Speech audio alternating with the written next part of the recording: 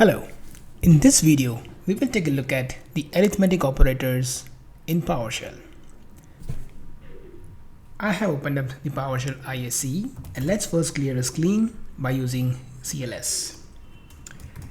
Then let's define one number and let's just assign it as 500. Then let's declare another variable and let's just call it as 250.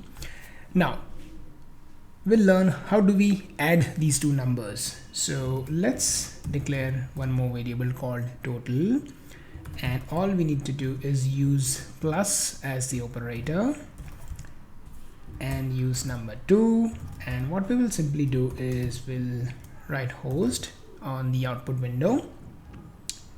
So let's just write that and let's just test that. So as you can see, 750 is the summation of these number 1 and number 2. Now let's see how do we subtract. So let's just copy this for our simplicity. Let's paste it and let's call it a variable sub, and then all we will do is use minus sign and then let's hit it again,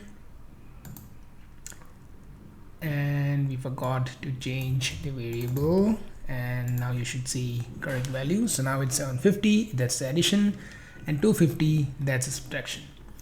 Now let's again copy this, put it down below, and now let's see the multiplier. So you just need to put in star, and that would eventually do the multiplications in PowerShell, and let's just call it as a multiplication, and then let's print that. And as you can see, it is giving you the multiplication of 500 into 250. Now let's go for the division. So all you need to do is put the division sign. Let's just call it a variable as division, and let's print that variable as well. And as you can see, the division is also 2.